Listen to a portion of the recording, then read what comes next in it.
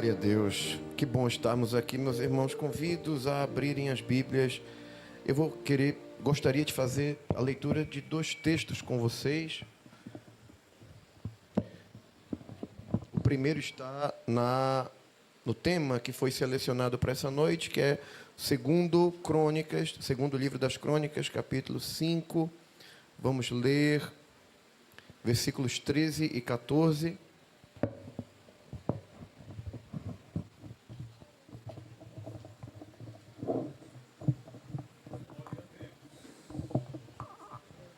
E logo após estaremos lendo Êxodo, capítulo 33,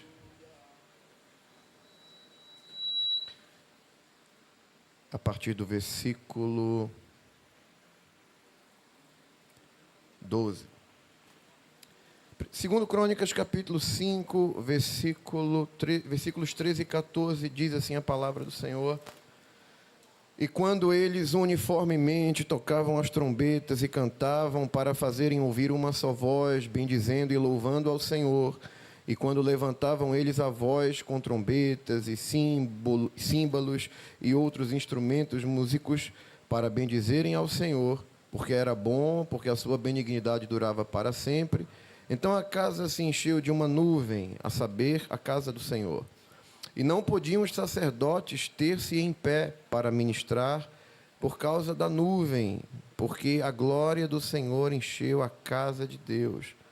Êxodo capítulo 33, a partir do versículo 12. Eu só queria que você imaginasse, você acompanha silenciosamente, mas tentasse imaginar na sua mente isso que nós estamos lendo aqui. E Moisés disse ao Senhor: Eis que tu me dizes, fazes subir a este povo, porém não me fazes saber a quem hás de enviar comigo. E tu disseste: Conheço-te por teu nome, também achaste graça aos meus olhos. Agora, pois, se tenho achado graça aos teus olhos, rogo-te que agora me faças saber o teu caminho, e conhecer-te-ei, para que ache graça aos teus olhos, e atenta que esta nação é o teu povo. Disse, pois: Irá a minha presença contigo para te fazer descansar. Então disse-lhe: Se a tua presença não for conosco, não nos faça subir daqui. Como, pois, se saberá agora que tenho achado graça aos teus olhos, eu e o teu povo? Acaso não é por andares tu conosco, e separados seremos eu e o teu povo de todo o povo que há sobre a face da terra? Então disse o Senhor a Moisés: Farei também isto que tens dito, porquanto achaste graça aos meus olhos e te conheço por nome. Dá uma pausa. Essa expressão, achaste graça aos meus olhos, ela é melhor traduzida, se a gente fosse usar uma versão mais contextualizada, como porque me agrado de ti. Então, sempre que Deus está falando, porque achaste graça aos meus olhos, é a mesma coisa de Deus estar dizendo, porque me agrado de ti. Então, a gente poderia entender, Disse o Senhor a Moisés: Farei também isto que tens dito, porque me agrado de ti e porque te conheço por nome. Então ele disse: Rogo-te que me mostres a tua glória. Amém. Queridos, o texto que vocês escolheram no segundo livro das Crônicas, capítulo 5, versículo 14, está descrevendo um acontecimento histórico para a nação de Israel.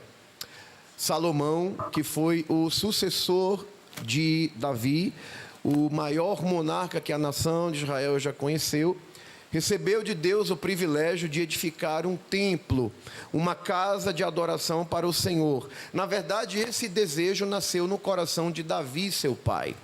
A Bíblia diz que Davi assentou no seu coração edificar um lugar de adoração. Na verdade, Davi é uma grande referência de adoração para nós, o povo de Deus, porque Davi, ele valorizava aquilo que de fato é importante.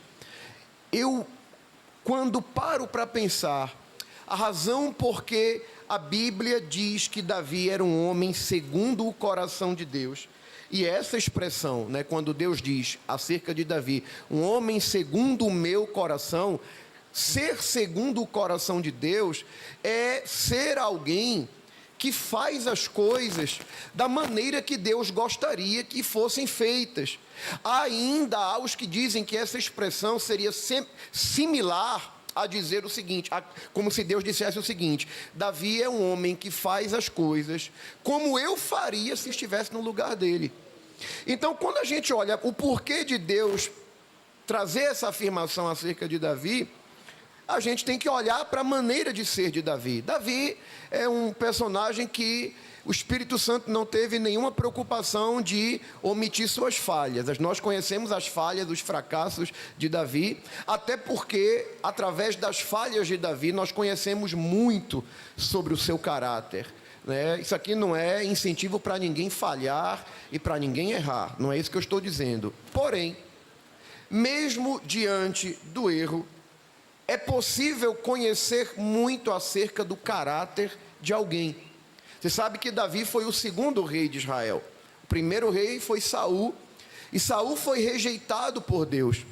E quando nós fazemos um estudo acerca da vida de Davi, e quem é detalhista nos acontecimentos, pode ser que tenha a sua curiosidade despertada para o seguinte fato: quando nós comparamos Davi com Saul, não precisa ser teólogo, nem doutor em divindade, para perceber facilmente que os erros, os fracassos de Davi foram muito mais escandalosos do que os de Saul. E a pergunta que a gente faz é: pastor, se os pecados de Davi tiveram maior repercussão negativa, foram mais escandalosos que os de Saul, por que é que Davi é restaurado e Saul é rejeitado por Deus? Sabe por quê? Pela forma como eles reagiam diante dos erros, pela maneira como eles reagiam diante dos fracassos, pela maneira como eles reagiam quando eram confrontados. Por exemplo, quando você vai observar as falhas de Saul, o que foi que Saul fez de errado? Saul começa a falhar quando o profeta Samuel diz a ele: Saul, hoje Deus vai cumprir uma promessa. Eu estou parafraseando só para você entender o contexto mais facilmente. Saul, hoje Deus vai cumprir uma promessa muito antiga. Deus vai fazer o que ele disse que faria nos dias de Moisés. Ele vai riscar debaixo do céu o nome de Amaleque. Os amalequitas foram um inimigo cruel que Israel teve quando estava peregrinando no deserto. A Bíblia diz que a estratégia de Amaleque era a mais covarde possível. Ele sempre atacava o povo de Israel que marchava na retaguarda, porque no fim da fila viam os doentes, os fracos, os idosos, e era ali que Amaleque atacava. E houve uma grande peleja ali. Os amalequitas foram terríveis inimigos, e naquela batalha que aconteceu nos dias de Moisés, Deus disse que um dia riscaria o nome de Amaleque debaixo do céu, e Deus decide cumprir essa promessa nos dias de Saul. Samuel foi muito claro, muito objetivo. Olhe bem para mim, porque tudo isso aqui está conectado, você precisa entender isso. Então, Samuel disse a Saul: você vai lá, e tudo lá, Saul, é anátema. A palavra anátema poderia significar duas coisas: algo que era consagrado exclusivamente para Deus, para não ser tocado, ou para ser destruído. E ali, no caso dos amalequitas, tudo era anátema. Ele teria que exterminar tudo. Era um juízo divino que estava recaindo sobre eles. O que acontece? Saul parte para executar aquela ordem. Quando Saul volta, Samuel percebe que alguma coisa não está como havia sido determinado por Deus. Por exemplo, Saul poupou a vida de Agag, rei dos amalequitas. Isso foi um ato de soberba. Ele deveria haver aniquilado Agag. Outra coisa, os animais que também deveriam ter sido aniquilados, Saul traz, inclusive mulheres e crianças. E quando ele vai se aproximando, Samuel confronta Saul dizendo: executaste a palavra do Senhor? E Saul disse: executei. E Samuel questiona: e esse balido, o barulho que as ovelhas e as vacas fazem, de onde vem isso aí? Se Saul fosse um servo sincero, quando confrontado, qual seria a sua postura? meu profeta, eu não resisti, eu fui falho, não consegui executar a ordem, e ele teria admitido. Só que Saul responde dizendo, ele transfere a culpa para o povo, ele dizendo, é porque o povo achou que seria interessante nós trazermos todos esses animais para oferecermos em sacrifício a Deus, achando que uma grande multidão de sacrifícios atrairia a atenção e a aprovação de Deus. Samuel olha para Saul e diz assim, ô Saul, e por acaso Deus está tão preocupado em sacrifício, mais do que se obedeça a sua voz? Saul, obedecer é melhor do que sacrificar. E atender a Deus vale mais do que a gordura dos holocaustos. Deixa eu abrir um parêntese aqui, porque se a palavra está nessa direção, o Espírito Santo sabe a razão da aplicação. Você pode orar muito, você pode descer na madrugada, você pode jejuar muito, mas se você não é obediente, se você não respeita seus pais, se você não é submisso à sua liderança, o teu sacrifício é só passar fome, porque Deus está mais interessado em alguém que se prontifique a ouvir a sua voz. Simples assim.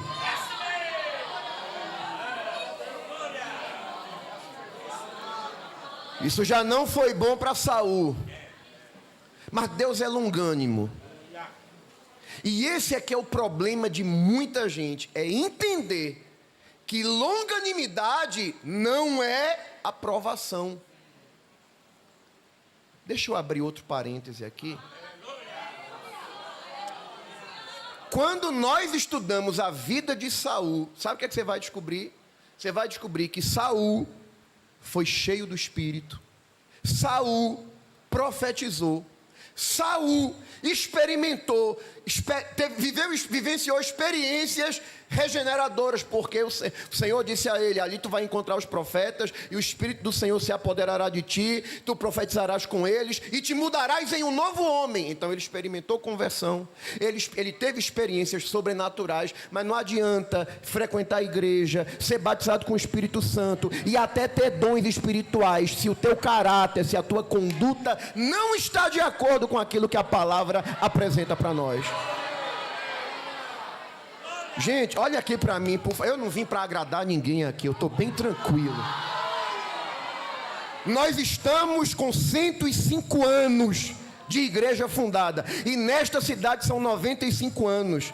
É inadmissível que ainda exista crente que acredite que porque alguém é usado nos dons espirituais, ou porque os dons espirituais se manifestam na vida de uma pessoa, e isso é um selo de autenticação, de santidade e aprovação, porque não é. Não é. Pastor, quer dizer que o senhor está dizendo que uma pessoa que profetiza, e Deus cumpre a profecia, uma pessoa que é usada com sinais, e Deus confirma o sinal, isso não quer dizer necessariamente que essa pessoa está sendo aprovada por Deus. Não sou eu quem vou te responder, quem vai te responder é o apóstolo Paulo. Primeira carta de Paulo aos Coríntios, capítulo 1, versículo 7. O que é que Paulo diz para a igreja de Corinto?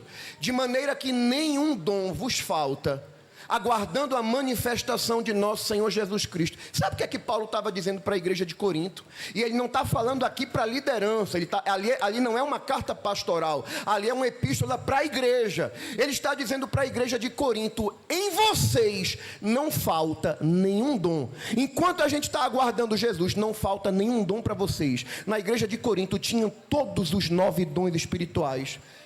Então era uma igreja espiritual. Será que era?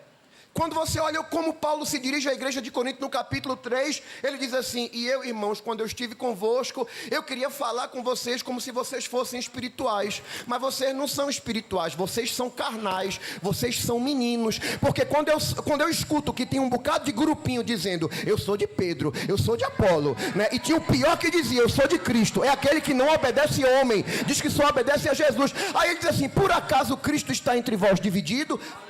Preste atenção.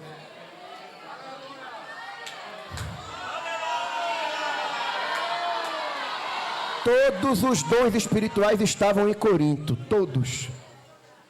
Era uma igreja espiritual. Paulo diz que eles eram carnais. Eram crentes amadurecidos? Não, porque Paulo diz que eles eram meninos. E quando você estuda o tema da primeira carta de Paulo aos Coríntios é os problemas da igreja e suas soluções. Olha os problemas da igreja de Corinto. Culto bagunçado, não tinha hora para acabar, crente que não sabia a hora de profetizar, a hora de calar, a hora de falar língua estranha, era uma bagunça. Tolerância com o pecado. Tinha um elemento dentro daquela igreja tendo um caso com a sua madrasta. A igreja sabia e ninguém se posicionava. E Paulo arreia a lenha dizendo: eu posso estar longe no corpo, mas estou presente no espírito. Exclua, tire esse elemento de dentro de vós. Porque a igreja é santa. Pode profetizar, pode sapatear, pode marchar. Mas o que leva para o céu ainda é caráter, é santidade, é pureza. E é obediência.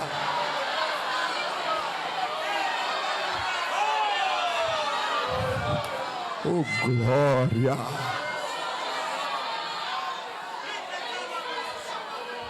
Olha aqui para mim, segura um pouquinho. Tolerância com o pecado. Bagunça no culto. Culto sem ordem, sem decência. Não estou doutrinando não, pastor. Só estou falando de Saul com paralelo aqui no Novo Testamento. Outro problema na igreja de Corinto. Os crentes que tinham demandas entre si estavam levando os casos deles para a justiça secular. Aí Paulo diz: será que não tem no meio de vocês ninguém capacitado? Vocês não sabem que como igreja nós vamos julgar os anjos? É uma vergonha para vocês saber que vocês estão levando demandas judiciais lá para fora. Problema íntimo, interno da igreja, expondo para a justiça secular do mundo. E era a igreja que tinha todos os dons espirituais. Pastor, então o senhor é contra os dons? Não, de maneira nenhuma. Está aqui Eliasaf e Rutinha, que me conhecem. Gosto de vigília, gosto de consagração, gosto de colocar a igreja para fazer propósito coletivo de jejum, para buscar dons espirituais. Gosto de tudo isso. Agora, o que eu não gosto, não é que eu não gosto, é o que a palavra não aceita, é essa imaturidade, que às vezes...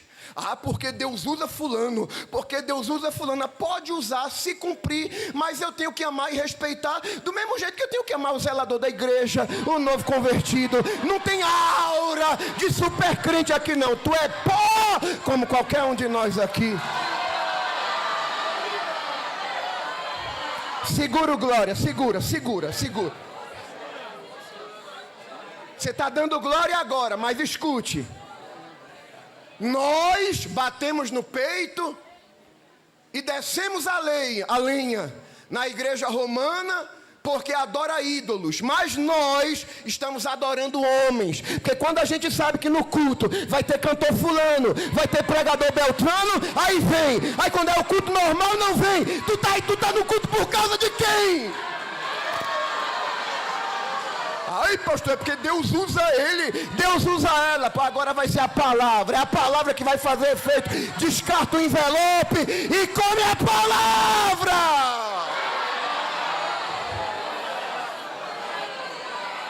Oh, glória.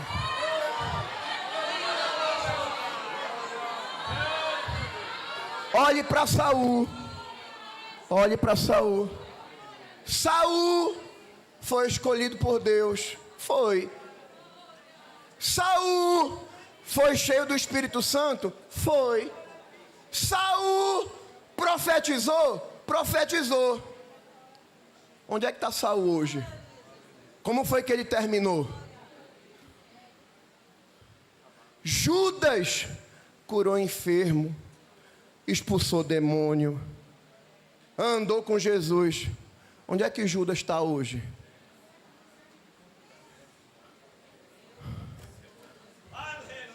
O problema de Saul, sabe onde é que estava? Dificuldade de obedecer a palavra. E esse é que é o problema, porque existem pessoas Ah, porque Deus me usa. Ah, porque Deus aparece na minha vida. Ah, porque quando eu canto o céu desce. Ah, porque quando eu prego e é uma bênção. Sim, querido, mas tudo isso não é por tua causa não. É por causa desse povo aqui que custou o sangue de Jesus. Esse é o problema de Saul. Deus me escolheu, Deus me levantou. Aí ele acha que não precisa se submeter ao velhinho Samuel. Papai, o velhinho pode estar arrastando os pés, ter a cabecinha branca, mas se foi a autoridade que Deus constituiu sobre você, você está debaixo da asa dele, e Deus só recebe se tiver debaixo de autoridade, humilde e obediente.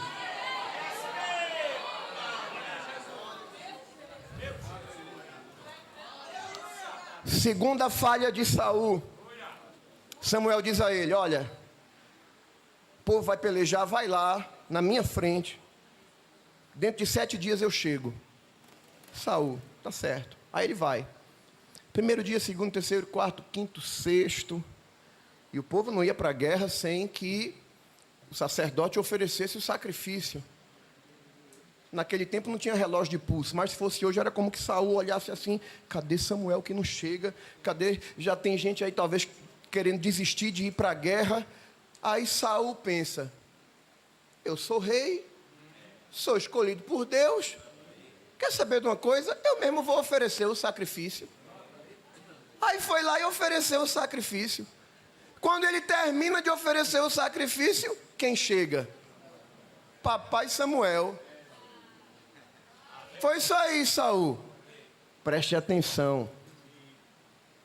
Veja como alguém reage diante de um confronto. Se Saul tivesse caráter, teria dito: eu falhei, meu profeta, errei de novo, me perdoe. Não. Sabe como é que Saul responde? Tu demorou. Escute. Quem procura justificar seus erros, sempre transferindo a culpa. Ah, pastor, eu sou assim, mas é porque minha mulher é assim. Ah, pastor, eu sou assim, mas é porque minha mãe é assim. Ah, pastor, eu sou assim, mas é porque meu pai me criou assim. Aí fica que nem o problema lá do Éden. Deus vai confrontar Adão, foi a mulher que tu me deste. Aí Deus vai confrontar Eva, aí foi a serpente que me enganou. E quando a gente transfere culpa para justificar as rebeldias e as desobediências da gente, sabe o que acontece? A gente tira de Deus a oportunidade de ser tratado, de ser restaurado. O que derrubou Saul, o que fez Saul perder a sua posição, foram pequenas falhas, mas todas dentro de um mesmo contexto: desobediência à palavra, à orientação de Deus, à autoridade que Deus constituiu sobre ele. Agora olha para Davi. Gente, o que Davi fez foi muito grave. Vou resumir aqui: um adultério e um homicídio. E a forma como ele planeja a morte de Urias foi a forma mais cínica possível. Porque ele mandou colocar Urias, que era o marido de Batseba, na frente da batalha, onde era mais intensa. E ainda tem o cinismo de dizer a Joabe: não te pareça mal esse negócio, porque a espada consome tanto a um como o outro. Traz Batseba para casa, até que Natã confronta Davi. Conta uma parábola, você conhece a história. Um homem tinha muitas novilhas, outro só tinha uma. O que tinha muitas matou a única ovelha do que só tinha uma. Davi se enche de ira e diz: digno de morte é esse homem. Aí Natã diz: tu és este homem. Mas sabe o que eu acho interessante em Davi? É que você não vai ver Davi dizendo: mas veja bem, a carne é fraca. Mas veja bem, é porque Batseba foi inventar de tomar banho no terraço. Aí eu vi isso. Davi não transfere culpa para ninguém. Quando ele é confrontado, ele diz: pequei contra o Senhor. Ele admite, ele reconhece. Porque a glória de Deus só manifesta e permanece na vida de quem é sincero, de quem valoriza a santidade. O problema, gente, é que nós estamos vivendo uma geração que busca uma glória transitória, ou seja, momentos de glória. Já já eu vou te falar sobre isso. Olha os salmos que Davi compõe. depois que ele é confrontado, olha a maneira como ele se expressa: contra ti somente pequei e fiz o que era mal aos teus olhos.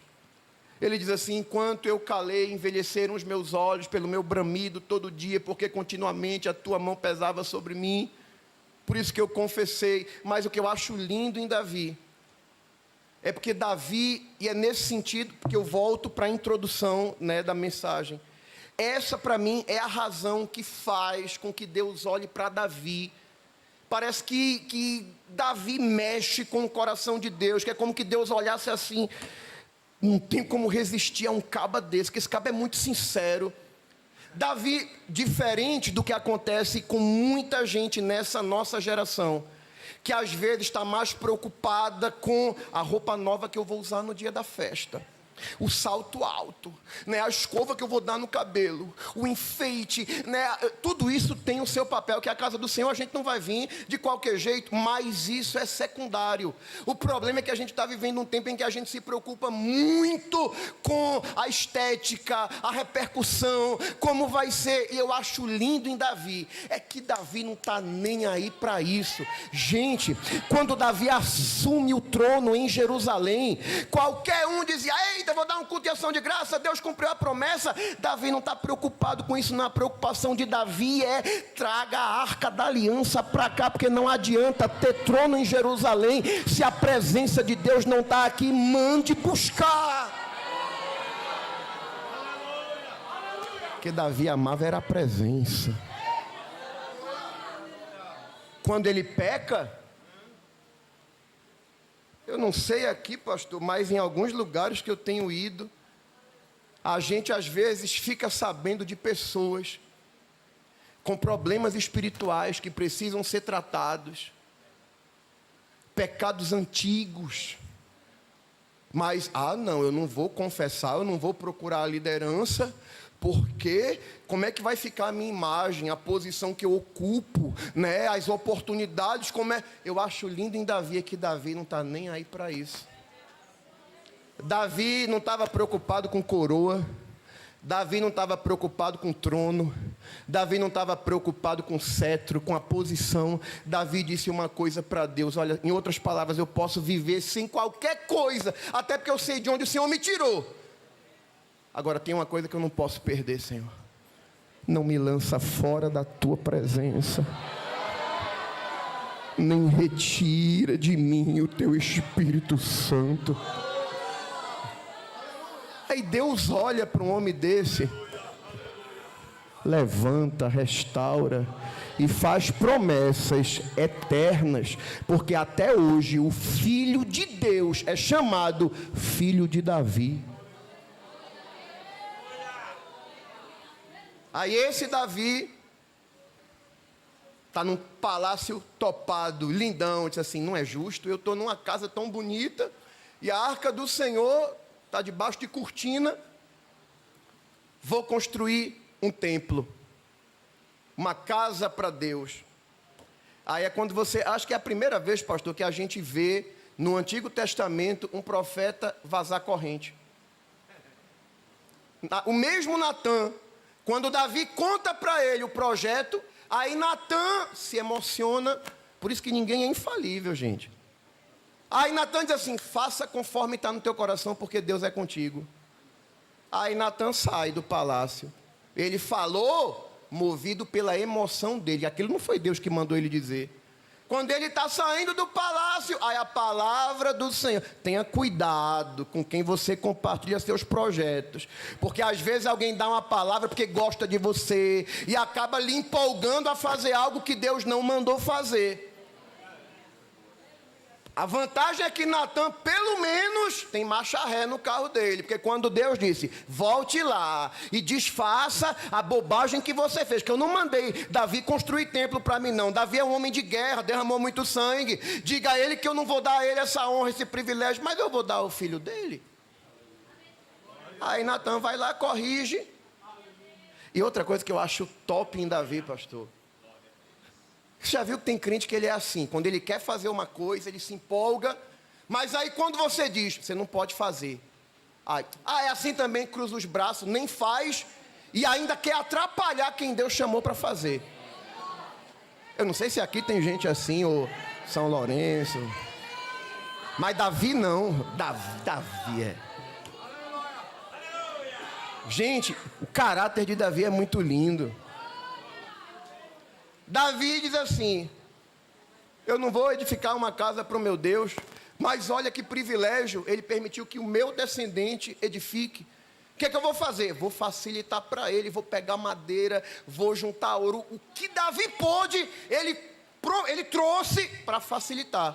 Para que quando Salomão reinasse, já tinha metade do caminho andado. Crente é assim, ele não está preocupado se ele foi chamado ou não para desenvolver aquela tarefa. Ele quer contribuir quando ele não foi chamado, mas ele dá a mão para ajudar aquele que Deus chamou. Pega a visão?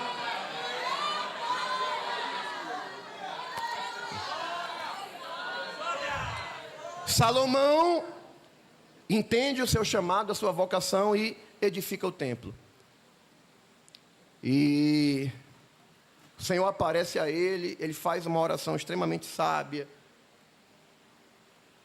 pede sabedoria, e são detalhes que você conhece bem.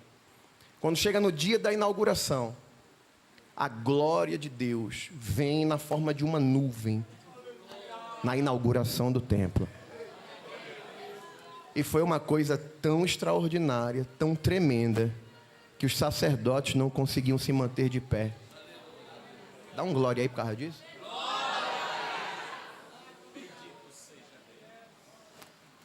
Porém, quando você continua lendo o texto, você vai descobrir uma coisa interessante. Essa glória não ficou o tempo todo manifesta dessa maneira.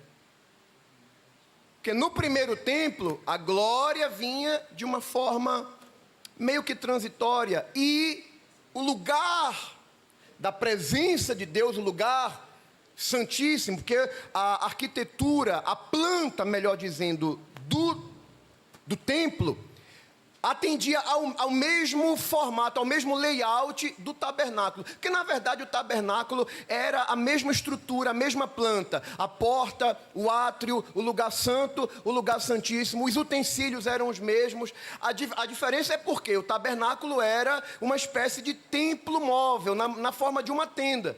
E como eles estavam peregrinando, tinha que ser desmontável. Quando Israel se estabelece como nação, é que o templo, a ideia do templo é idealizada, colocada em prática, e o templo tinha a mesma planta, ou seja, no lugar santíssimo, o povão não tinha acesso. Só quem ia era o sumo sacerdote.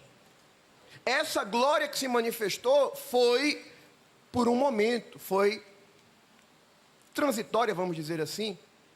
E outra coisa, nos altos e baixos da nação de Israel, porque durante o reinado de Saul, de Davi, de Salomão, até o reinado de Roboão, neto de Davi, filho de Salomão, a nação era uma só.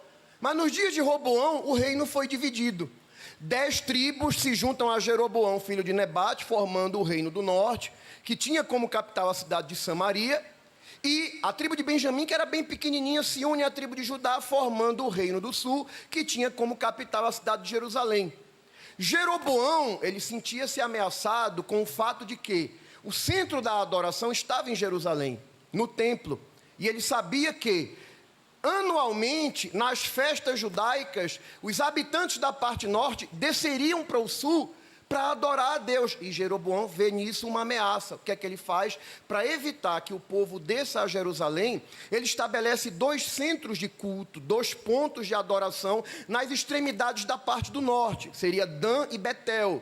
Dan e Berseba era a nação completa, né? Mas a parte norte é Dan e Betel, porque quem morasse mais acima ia para Dan, quem morasse mais abaixo ia para Betel, e ninguém precisava descer para Jerusalém. Só que com esse ato, porque a ideia de Jeroboão era substituir o culto que se fazia em Jerusalém. Dessa maneira, e o que é que ele faz? Ele estabelece nesses pontos 2 bezerros de ouro, para substituir o culto a Deus. Porque idolatria é isso, na verdade, é quando algo substitui o lugar de Deus. E Jeroboão institucionalizou a idolatria no Reino do Norte. Quem estuda o período dos reis de Israel vai perceber facilmente que quem profetizou na parte norte sofreu muito mais. Elias, Eliseu, porque a idolatria se propagou muito no Reino do Norte, né, lá em Samaria. O Reino do Sul teve seus momentos de dificuldade espiritual, teve, mas, por exemplo, você teve muitos reis piedosos no Reino do Sul. Asa, Ezequias, Josafá, que a gente tanto canta sobre ele. E o que acontece? Nesse tempo, o templo estava lá. Mas o que ocorre? Com a invasão assíria, no ano 720 a.C., o Reino do Norte sucumbe. Né? Os poucos habitantes que restam lá se misturam a outros povos, dando origem a um povo chamado samaritano, que não era considerado o israelita puro sangue, era fruto de uma mistura, e por isso nos dias de Jesus, os judeus não se comunicavam com os samaritanos, porque eles não viam no samaritano a figura de um hebreu autêntico. As promessas de Deus agora repousam sobre o Reino do Sul, Judá. Só que, passando um pouquinho mais adiante, lá pelos idos dos anos 586 e mais duas datas, que foram 3 datas do período de invasão e de leva dos cativos de Jerusalém para a Babilônia, quando Nabucodonosor conquista o Reino do Sul, olha, isso aqui que eu não estou saindo do tema não, você vai entender. Quando isso acontece, ele invade o templo, a casa do Senhor, destrói os muros de Jerusalém, o templo é saqueado e é destruído. Aí preste atenção, a glória se manifestou no templo.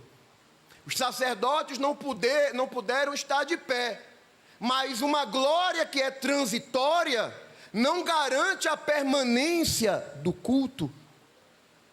Se a gente não valoriza a glória, acontece conosco a mesma coisa que aconteceu com o Templo de Salomão, que, diga-se de passagem, era considerado uma das maravilhas do mundo antigo.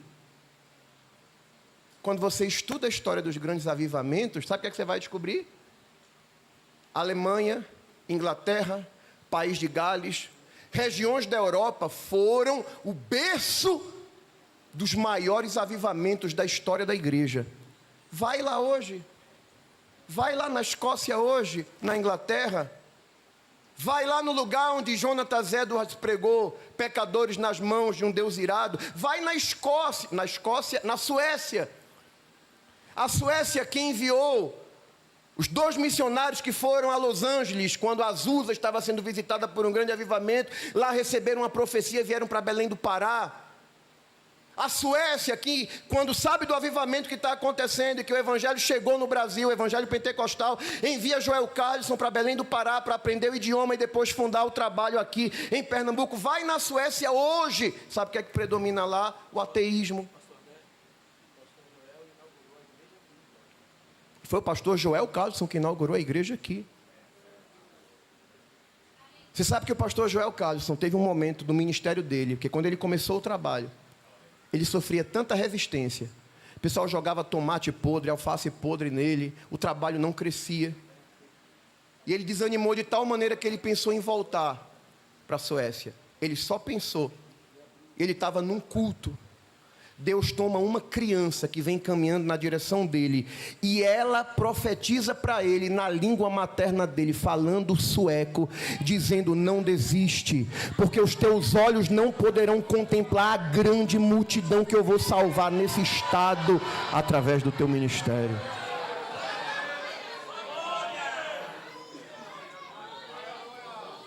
Vai na Suécia hoje, vai na Inglaterra. Templos estão sendo alugados para serem cinema. Templos estão funcionando bares dentro deles. Sabe por quê? Porque não adianta nós experimentarmos uma glória por um momento e depois, foi uma bênção, foi muito bom. Lembra que eu falei que a gente falaria de uma coisa mais adiante? É um assunto que está me preocupando muito. É que a nossa geração está vivendo aquilo que alguns chamam cultura do evento. No evento X, no congresso, no simpósio, no pré-congresso, nós criamos expectativas em torno de um evento. E a gente entende, vamos orar pelo evento, vamos jejuar pelo evento, vamos consagrar pelo evento, a festa do círculo de oração, a festa da campanha, a festa da mocidade. Aí nós buscamos a Deus em prol de um evento e nossas expectativas ficam todas em torno de um evento. O problema é que quando o evento passa, aí na segunda-feira volta aquela mesma mediocridade de Netflix, de Fortnite, de celular, de Instagram.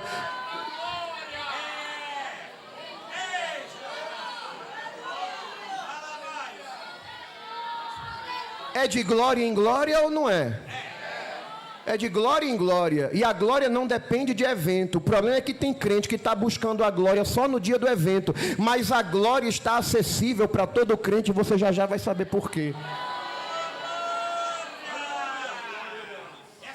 O templo onde a glória se manifestou na forma de uma fumaça, ruiu. E aqueles hebreus foram levados para o cativeiro babilônico. Passaram 70 anos lá.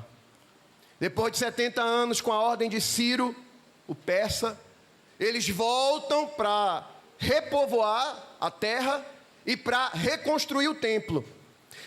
Diz a palavra que quando eles lançam os alicerces do templo, uma grande voz de choro se levantou. E alguns estudiosos dizem que ali estava presente o choro daqueles que estavam emocionados, entusiasmados, porque nós vamos voltar para a nossa terra e vamos ter o nosso centro de adoração, o nosso templo vai ser reerguido. Há quem diga que outros choravam, por quê? Porque conheceram a glória, o esplendor, a beleza, a suntuosidade do primeiro templo edificado por Salomão. E esse segundo templo que estava sendo reconstruído não tinha o mesmo esplendor. Alguns hebreus até meio que não deram tanta importância à reconstrução do templo. Aí Deus tem que levantar Ageu, tem que levantar Zacarias, que foram profetas levantados para motivar o povo. E Deus dá uma palavra a um profeta que percebe o povo desanimado, dizendo assim: por isso que vocês não estão prosperando, minha casa está inacabada, vocês ganham muito, mas quando recolhem, não ganham muito, mas não fica nada, parece que estão colocando num saco furado, porque vocês abandonaram a minha obra, minha é a prata e meu o ouro. Aí Deus faz uma promessa dizendo assim: ainda um pouco e farei abalar os céus, e o desejado das nações virá, e a glória da segunda casa será maior do que a da primeira. Mas escute uma coisa aqui: como é que a glória da segunda casa vai ser maior do que a da primeira, se a segunda casa foi edificada com material inferior? Sabe por que a glória da segunda casa é maior? Porque na primeira casa a glória era transitória, era uma fumaça, a palavra glória ali é kabod, que quer dizer esplendor. Mas na segunda casa, apesar de ser construída com material inferior, essa glória se manifestou de uma outra maneira. Um carpinteiro, filho de um carpinteiro de Nazaré, entrou lá pessoalmente, pregando e ensinando. Mas sabe qual é o problema ali? A glória foi maior porque a divindade, Deus, entrou em pessoa. Mas eles não valorizaram essa glória. Aí sabe o que é que Jesus disse quando estavam lá os discípulos admirando, porque Herodes, que foi responsável por aquela região, sob a autoridade de Roma, para ganhar a simpatia dos judeus, ele fez uma reforma. Ele não reedificou, mas ele fez uma reforma. E, de certa forma, ficou chamando a atenção pela grandiosidade. Aí Jesus está vendo o pessoal lá, admirando, está vendo tudo isso aí? Em verdade, vos digo que não ficará pedra sobre pedra. Vai cair tudo. Sabe por quê? Porque não valorizaram a glória maior que se manifestou na pessoa de Jesus. 70 anos depois de Cristo, o general Tito vem, sitia Jerusalém e caiu. Se você vai em Jerusalém hoje, a única coisa que sobrou daquela época é o chamado Muro das Lamentações. Tá, pastor? E é assim que vai terminar? Não. Porque o primeiro templo caiu porque eles não valorizaram a glória. Na verdade, Os filhos de Israel, eles tinham essa questão. Eles, pastor, eles não tinham muito essa coisa de buscar a glória. Eles se satisfaziam em saber que alguém que tinha a glória estava intermediando eles. Porque se você ler, eu vou ler rapidinho, só para você captar esse pensamento. A Bíblia diz em Êxodo capítulo 20, versículo de número 18. E todo o povo, viu os trovões e os relâmpagos, e o sonido da buzina e o monte fumegando. Sabe o que era isso aqui? Era a glória de Deus que estava no cume do monte. O povo viu trovões, relâmpagos, sonido de buzina, o monte fumegando, e o povo vendo isso, se alegrou? Não. Retirou-se e pôs-se de longe. E disseram a Moisés: fala tu conosco, e ouviremos. E não fale Deus conosco, para que não morramos. Olha aqui para mim. Sabe qual era o problema de Israel? Essa glória é bonita, mas de longe. E outra coisa, Moisés, a gente sabe que a gente não é fluxo e cheiro, a gente conhece a natureza da gente. A gente sabe que é crente, tu é santo. Tu faz o seguinte: tu sobe no monte, tu recebe o que tu tem para receber de Deus e tu fala para nós. Porque o problema do povo de Israel era o seguinte: eles queriam a glória entre eles, mas não queriam pagar o preço, não queriam receber essa glória. Eles se contentavam em saber que Moisés descia do monte com um véu no rosto por causa da glória que estava sobre ele, mas eles não queriam pagar o mesmo preço para receber, porque sabiam que na verdade eles queriam era o estilo de vida libertino deles. Eles queriam era terceirizar. Quem não valoriza a glória, perde. O templo de Salomão caiu. O templo que foi reedificado depois do cativeiro, caiu. Mas uma coisa que a gente aprende sobre Deus, e não perca a atenção não. Uma coisa que a gente aprende sobre Deus, é que Deus tem prazer de manifestar a sua glória para quem valoriza a sua presença.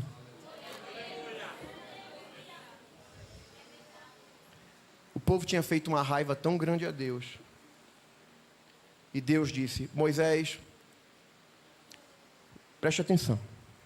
Moisés, eu vou colocar o povo na terra. Promessa. Eu vou enviar um anjo. Proteção. Agora eu não vou no meio do povo, porque esse povo é de dura cerviz, é teimoso, vai me provocar, e para não consumir esse povo, vá com a promessa e vá com a proteção. Aí Moisés, eu não vou dizer que ele olhou assim para Deus, mas eu penso que Moisés, como é? Tem crente que se ele tem a promessa, para ele é tudo. Tem crente que se alguém diz: tem um anjo aí do teu lado, aí ele já está até fazendo aviãozinho. Mas Moisés não se encanta nem com promessa, nem com anjo. Eu posso ter a promessa e eu posso ter anjo, mas se a tua presença não for conosco, não nos faça subir daqui. Deus, a gente já trabalha um tempo junto. Tu diz que se agrada de mim, e essa nação é teu povo. Anjo ajuda? Ajuda. Mas anjo é anjo, e a tua presença é inigualável, ninguém se compara. Deus não resiste, gente. Deus diz assim: irá a minha presença convosco, para te fazer descansar. O sentimento de Moisés é: eu posso ter todos os recursos, toda a sabedoria, toda a técnica, toda a estrutura, eu posso ter tudo isso, mas sem a tua presença, eu não levanto, eu não vou a lugar nenhum. E a presença ali é a mesma palavra usada lá em Crônicas, é kabod. Perdão, a glória mais adiante é kabod. Presença ali fala da ação de Deus adiante, por detrás, cercando. É Moisés dizendo: eu quero tu conosco à frente, na retaguarda, na lateral. Se tu não for, ninguém levanta daqui.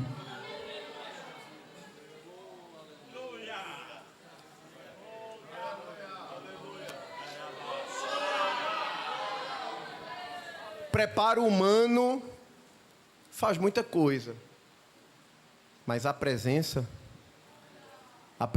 faz o que o intelecto humano não faz. Alguns de vocês sabem alguma coisa, né, da minha juventude. Sabe que eu era roqueiro, não era crente e não pensava vir para Jesus nem tão cedo. Até o dia que minha mãe me chama para ir no círculo de oração, porque tinha uma velhinha desse tamanhozinho assim, que tocava violão e cavaquinho, e ela ia cantar no círculo de oração, e minha mãe disse: tu me leva lá para ver? Eu digo: levo. Creuza de Oliveira. E eu tô lá com aquele pensamento: se um dia eu voltar para Jesus, vai ser lá depois dos 50, 60, quando eu já estiver velho, faço as pazes com Jesus só para morrer e ir para o céu. Nunca que eu pensava em voltar à igreja. Mas quando a velhinha pegava aquele cavaquinho, meus irmãos, descia uma graça, uma coisa irresistível. E você sabe que eu voltei para Jesus ali. Só que eu tive a oportunidade de hospedar ela na nossa casa lá em Carpina, quando eu morava lá. E eu vi uma vez ela contando um testemunho que aquilo mexeu muito comigo. Ela tinha uma irmãzinha que andava com ela, nova convertida.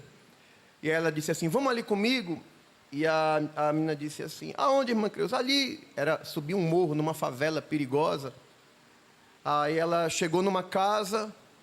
E a nova convertida disse: irmã Creuza, a pessoa que mora aí é uma feiticeira, ela não gosta de crente, não. Já era perto da hora do almoço, tinha lá umas galinhas assim, pretas, né? Irmã Creuza olhou assim: nada, fica aqui comigo, quem sabe hoje a gente não almoça uma galinha gorda dessa. Aí ela bate, aí a mulher bota a cara assim na janela e diz: diga. Assim, você não quer ouvir um pouquinho a palavra de Deus? A gente veio aqui falar de Jesus. Aí a senhora, a dona da casa, disse: um minutinho. Ela estava tratando uma galinha. Aí a bacia onde ela estava tratando a galinha, que estava com aquela água, né, da galinha que ela estava tratando, ela vem com aquela bacia e joga na irmã Creuza e na irmãzinha que estava com ela. Aquela água suja, fedorenta. E a irmãzinha fez: eu não lhe disse, irmã Creuza, agora a gente está aqui com fome, no sol quente, e ainda fedendo a galinha tratada. Aí ela disse: se aperrei não. A casa dessa pessoa ficava no alto da rua, quase que na esquina. Ela disse assim: vamos ficar aqui na esquina, vamos louvar Jesus com os hinos. Ela começou a tocar o violãozinho dela lá na esquina. E tocava, e tocava. Aí daqui a pouco uma abriu a porta, saiu e parou na frente dela. Daqui a pouco outra vizinha parou e também. Daqui a pouco outra vizinha parou e ficou lá olhando também. Daqui a pouco a feiticeira saiu, parou na frente dela, ficou olhando. E ela tocando e tocando e tocando. Daqui a pouco as lágrimas descendo. Aí quando a feiticeira começou a chorar, ela caiu endemoniada. Aí a irmãzinha nova convertida quer correr. Ela disse: não corra não, fique aqui. Ela não parou de tocar. Ela só mudou a canção e ficou tocando. Quando a igreja começa a dar glória, o fogo cai e o inimigo vai embora. Só isso! Jesus liberta a mulher. Daqui a pouco a mulher está de joelho aceitando Jesus. Daqui a pouco Jesus batiza ela com o Espírito Santo. Está lá até hoje em São Paulo como dirigente do círculo de oração. Por quê? Porque o que valoriza aquilo que a gente faz ainda é a presença. A presença. 95 anos, tu acha que isso é o quê? Preparo intelectual? universidade, anel no dedo. Ainda que eu não tenho nada contra isso, fiz faculdade, me formei, valorizo quem estuda, mas o segredo dessa igreja não está nisso não. O segredo dessa igreja ainda é o irmãozinho que fala pro mod, pro via, mas que tem altar, que você olha para ele e diz assim: eu quero ter esse brilho que ela tem. É a presença, é a presença. Quem tem a presença tem a glória. Quem tem a glória faz diferença nas mínimas coisas que produz para o reino. Gente, Moisés conhecia de ciência, foi educado no centro, na referência acadêmica da época. Ele aprendeu no palácio de Faraó, no momento em que a cultura egípcia está vivendo o seu apogeu. E tu acha que isso impressionou Moisés? Impressionou não. O que impressionava Moisés era uma sarça pegando fogo. Uma sarça pega fogo não é uma coisa rara, por causa das altas temperaturas do deserto. Agora, uma sarça pega fogo e continuar do mesmo jeito, não, tem alguma coisa aí. E quando ele vai lá, ele ouve uma voz que ele nunca ouviu: Moisés, Moisés. Aleluia. Quando Deus revela o chamado a ele, diz assim: não dá, eu não sou homem nem de ontem nem de hoje, sou pesado de língua. Quem foi que fez a boca do homem, Moisés? Eu vou ser contigo. Pega o teu cajado, joga no chão, e o cajado se transforma numa serpente. Ele pega pela cauda, volta a virar cajado de novo. Mete a tua mão no peito, ele mete a mão. Quando tira a mão está leprosa. Aí Deus diz: coloca a mão no peito de novo. Quando ele coloca, a mão está como a mão de uma criança. Isso faculdade não ensina. Isso os grandes centros acadêmicos. Isso é presença. Isso é vivência da presença. Oh, glória a Deus. É por isso que Moisés diz: anjo não me impressiona, promessa também não me impressiona. Agora, tua presença, sem ela, vou não. Tu é doido, Moisés? Como é que tu vai dizer isso para Deus? É para ele mesmo que eu estou dizendo: sem a tua presença eu não vou. Eu só vou se tu for. Deus mudou o que ele havia dito. A minha presença vai contigo. Mas sabe o que é lindo em Moisés? É que Moisés não se limita ao momento. Ele diz assim: eu quero mais. Eu quero ver tua glória. Moisés, não dá não, Moisés. Tu é homem. O homem não tem estrutura para ver minha glória. Não tem como isso acontecer. Mas eu quero. Eu quero. Eu quero. Não é de glória em glória. Não é de experiência em experiência. Deixa eu abrir um parêntese aqui. As expectativas acerca de batismo com o Espírito Santo estão nos eventos.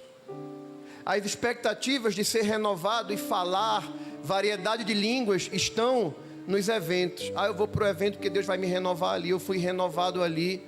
Gente, está errado. Não é para ser assim não. Batismo com o Espírito Santo, variedade de línguas. Variedade de línguas é uma ferramenta que Deus entrega para o crente batizado com o Espírito Santo, porque tem crente que acha que batismo com o Espírito Santo é como um dom que vai dentro de uma malinha e ele só traz essa malinha no dia do evento para esperar o final do culto ou o cantor de fogo cantar para ele abrir a mala e falar línguas estranhas, e não é assim que é para funcionar não. Variedade de línguas é uma comunicação sobrenatural do crente com o seu Criador. Segura glória só um pouquinho. Há poucos dias, o pessoal ficou encantado com a ideia da criptografia, nos serviços de mensagem online, Instagram, Telegram, porque a mensagem é criptografada. Se alguém interceptar, não tem como decodificar, achando que isso é uma coisa recente. É não, querido. Criptografia foi Deus que inventou, porque a Bíblia diz: se eu falo língua estranha, meu espírito ora bem, mas meu entendimento fica sem fruto. O que fala língua estranha não fala aos homens, senão a Deus. Deus, e em espírito se comunica em mistérios, e ninguém entende. Quando você ora na sua casa, no seu quarto, e você começa a falar em línguas estranhas, você entra numa comunicação criptografada, que Satanás não pode decodificar. O Espírito pega os segredos da tua alma, leva para Deus. O mesmo Espírito que conhece as profundezas de Deus, traz os mistérios de Deus e comunica contigo. E Satanás fica como doido, porque não sabe do que tu está falando, do que vocês estão conversando. E essa glória não é para ser vivida só aqui dentro das quatro paredes do templo, não. Essa glória é para ser vivida agora, é para ser vivida amanhã, é para ser vivida de manhã, é para ser vivida, porque a senda do justo é como a luz da aurora, vai brilhando, brilhando, brilhando, brilhando, brilhando mais até ser dia perfeito. O que eu vivi hoje, eu quero viver mais amanhã. O que eu experimentei hoje, eu quero mais dele amanhã.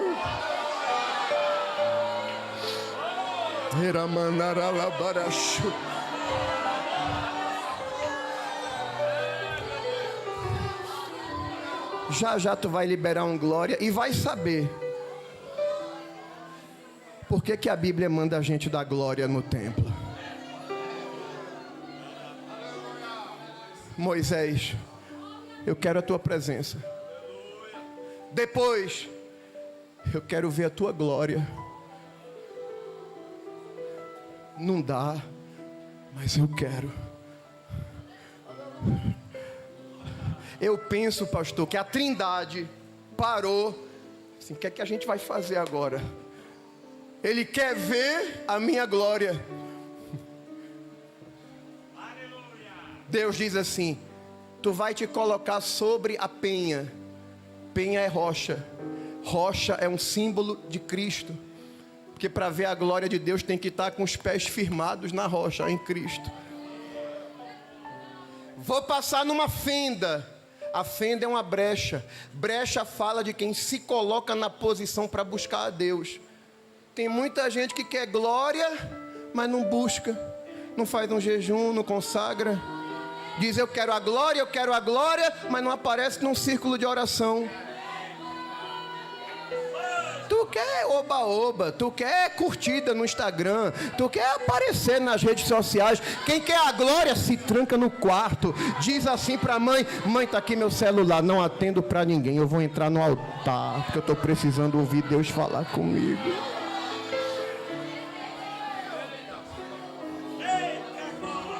Aí tá Moisés na penha, na fenda da rocha. Aí Deus diz: vou colocar minha mão e vou passar, tu vai me ver de costas. Não tem como tu ver na totalidade, mas dentro daquilo que tu pode receber, eu vou te permitir, eu vou te dar, eu vou te conceder.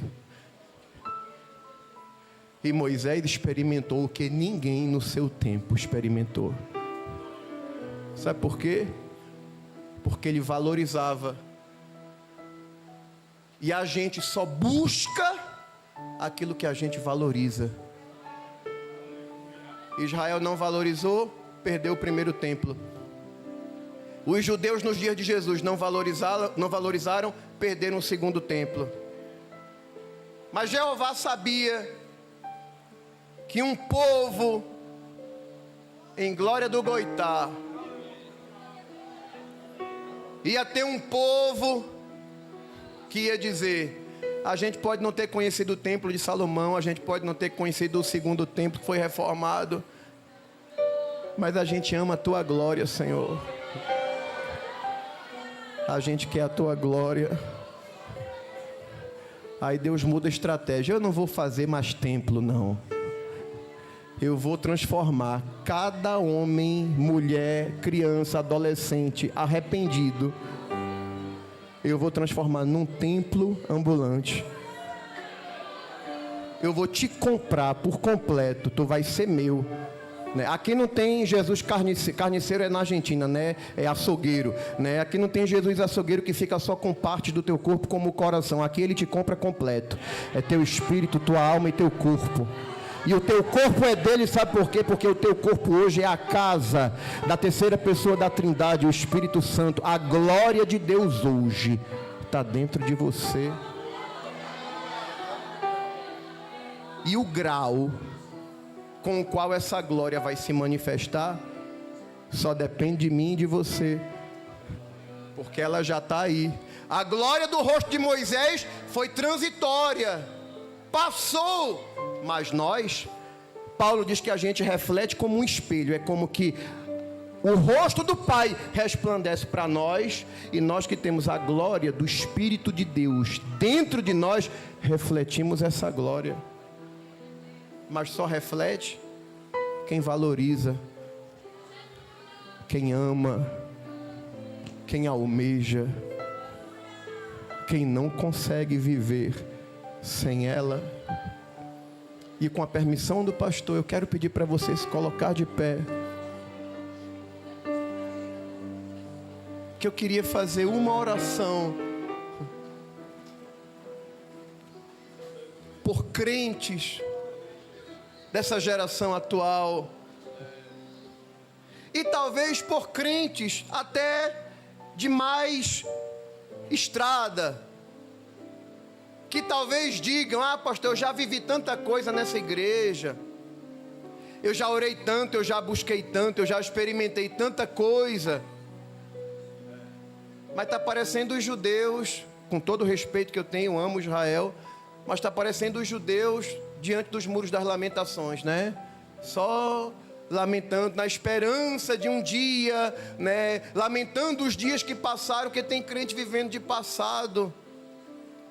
Mas nessa noite, 95 anos depois, que um missionário sueco com suas limitações morreu jovenzinho, antes dos 50 anos, mas no pouco tempo que ele viveu foi suficiente para trazer para o estado de Pernambuco uma glória que permanece até hoje. Essa glória está aqui.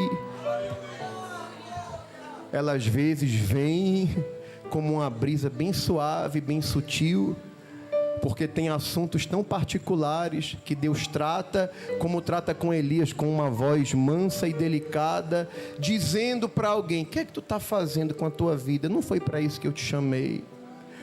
O investimento que eu fiz em ti foi muito alto, eu te comprei, tu és meu, e o propósito da tua vida é que a minha glória se manifeste em ti,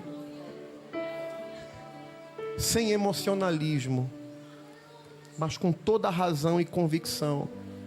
Quantos aqui reconhecem que é impossível viver sem a glória dele? Que essa igreja não seria o que se tornou se não fosse a glória dele. Olha para a tua história pessoal, olha para a tua trajetória, por os caminhos que tu trilhaste.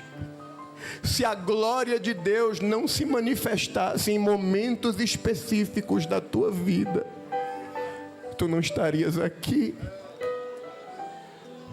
Mas a glória vem através da presença, e é a presença que nos levanta, que nos renova, que nos fortalece. Ah, querido, levanta a tua mão, recebe um abraço na tua alma. Há uma presença pairando e visitando crentes aqui, e dizendo: eu não te salvei para tu viveres momentos esporádicos da minha glória. Não, é de glória em glória. Eu te renovo hoje, eu acendo uma chama hoje, mas cabe a você manter ela acesa amanhã. Eita, eu estou sentindo. Eu sinto o Espírito de Deus visitando altares aqui, visitando templos individuais aqui. Quem trouxe glória da glória, quem tem aleluia diz aleluia. Quem é batizado com o Espírito Santo, ei da Ramanorova sobre elementre alarabadagas remeneminova sobre eleriante odoramanto revadagas.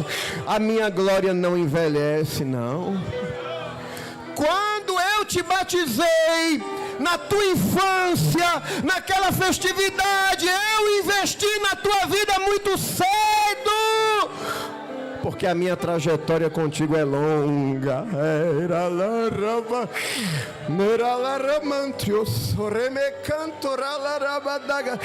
Eu sinto essa glória aqui entre nós, a glória que renova, a glória que traz ânimo, a glória que capacita, a glória que afasta o medo, o temor, a ansiedade, a glória que cura. Ela está aqui nesta noite.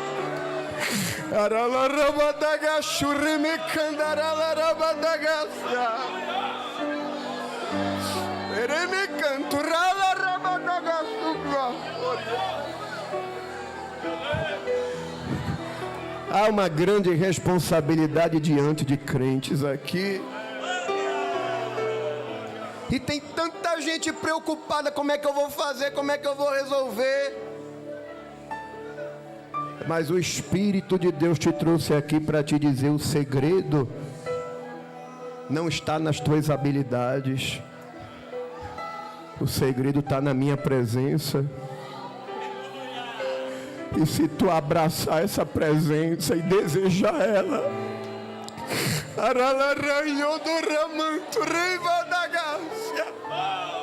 fala para ele: Senhor, se a tua presença não for conosco, não me faça sair daqui, eu nem saio desse templo, se a tua presença não me visitar. Eu preciso de um renovo, eu preciso de um abraço na minha alma, eu preciso do calor da tua glória dentro de mim para me acompanhar, porque os dias são maus, a pressão é muito grande, a guerra é muito grande, mas a glória de Deus traz garantia de vitória. Levanta a tua mão, levanta a tua mão, levanta a tua mão. Rutinha vai cantar, mas antes dela cantar,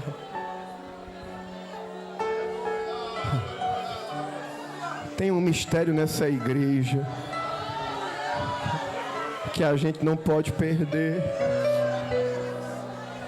E o que eu vou fazer, pastor, não é nenhum movimento, é uma coisa que todo crente assembleiano faz, só que a gente vai fazer coordenado. Eu vou contar até 3. E quando eu contar até 3, você vai encher seus pulmões e você vai dar o maior glória que você pode dar nessa noite. Por quê, pastor? Porque eu estou pedindo? Não, a gente só vai coordenar um momento. Enquanto eu conto 1, 2, 3, aí você lembra de onde ele te tirou, quem era a tua família, quem eram teus pais, as promessas que ele te fez, os livramentos que você recebeu. E aí você vai sentindo como que uma panela de pressão, tomando pressão. E quando você liberar esse glória, você vai estar expondo toda a sua adoração, todo o seu louvor, toda a sua gratidão. Oh Deus. 1, 2, 3 e...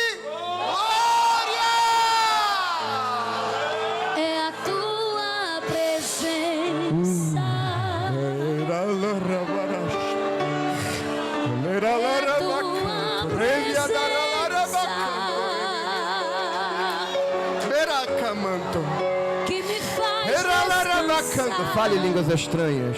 Em nome de Jesus, fale línguas estranhas. Receba renovo. Receba a graça de Deus. Recebe poder.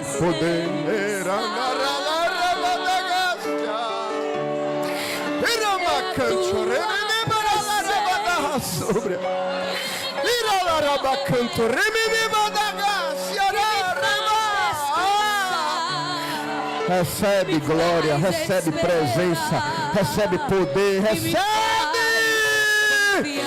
a manifestação da glória que Deus colocou dentro de cada crente.